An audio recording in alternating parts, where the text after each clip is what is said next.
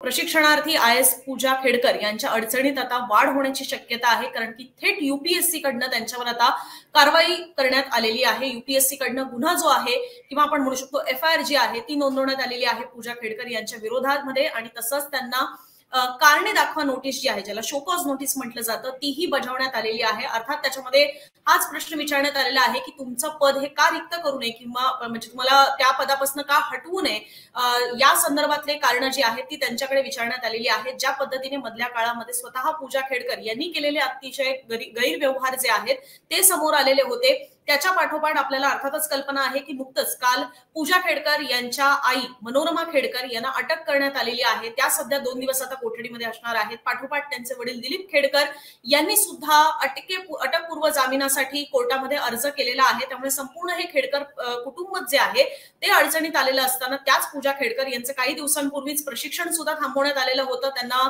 मसुरीला पुन्हा एकदा बोलवण्यात आलेलं आहे। त्याच पूजा खेडकर यांनी खरं तर पुण्याचे जिल्हाधिकारी सुहास दिवसे ज्यांनी खरं तर पूजा खेडकर यांच्या विरोधात सगळ्यात पहिले तक्रार केलेली होती आणि अहवाल पाठवलेला होता, त्याच्यानंतर हे सगळं प्रकरण उजेडात आलेलं होतं। त्याच पूजा खेडकर यांनी या सुहास दिवसे यांच्या विरोधामध्ये सुद्धा तक्रार केलेली होती आणि त्याच्यावर सुद्धा पुणे पोलिसांनी खेडकर यांना नोटीस बजावलेली होती की तुम्ही तुमचं उत्तर द्यायला या। त्यांचं OBC सर्टिफिकेटमध्ये केलेले गैरव्यवहार असतील किंवा अपंगत्व त्यांनी दाखवण्यासाठी जे सर्टिफिकेट मिळवलेले होते त्याच्यामध्ये केलेले गैरव्यवहार असतील, या सगळ्या संदर्भातली रोज नवनवीन माहिती जी आहे ती समोर येत होती। आणि सरतेशेवटी या सगळ्या संदर्भामध्ये एक सदस्यीय कमिटी जी आहे ती सुद्धा बसवण्यात आलेली होती। UPSC कडनं सुद्धा या सगळ्या संदर्भातला तपास जो आहे तो करण्यात आलेला होता आणि त्याच्यामध्ये गैरव्यवहार असल्याचं दिसून आलेलं आहे। आणि त्याचमुळे आत्ताच्या घडीची ही एक सगळ्यात मोठी महत्वाची बातमी जी आहे ती आम्ही तुमच्या समोर ठेवतोय। नेमकं या सगळ्या संदर्भामध्ये UPSC कडनं काय सांगण्यात आलेलं आहे ते आम्ही तुम्हाला वाचून दाखवतो आहे। 19 जुलै 2024 हे पत्र आहे, जे UPSC कडनं ही प्रेस रिलीज जी आहे ती काढण्यात आलेली आहे, ज्याच्यामध्ये इंग्लिश मधलं पत्र आहे जे आम्ही तुम्हाला सविस्तर मराठीतनं त्याचा अर्थ सुद्धा सांगू।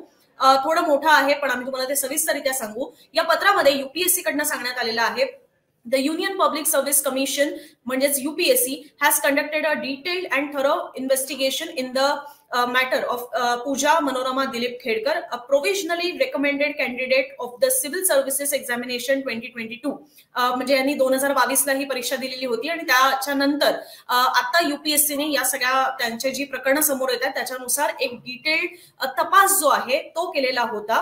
त्याच्या पुढे ते म्हणतात अ प्रोव्हिजनली रिकमेंडेड कॅन्डिडेट त्यांनी म्हटलेलं आहे, from this investigation it has been revealed that she fraudulently availed attempts beyond the permissible limit under the examination rules by faking her identity।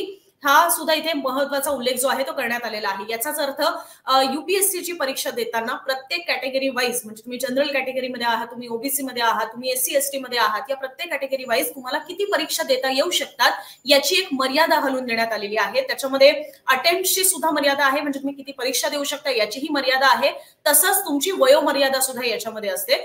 General कॅटेगरीला वेगळे निकष आहेत, त्याच्यानंतर OBC साठी वेगळे अटेम्प्टची मर्यादा आहे आणि SC ST साठी वेगळी मर्यादा आहे। आता याच्यामध्ये हेच सांगण्यात आलेलं आहे की जेवढी परमिसिबल लिमिट आहे, जेवढी मान्यता प्राप्त आहे त्याच्यापेक्षा सुद्धा जास्त अटेम्प्ट्स हे पूजा खेडकर यांच्याकडनं देण्यात आले।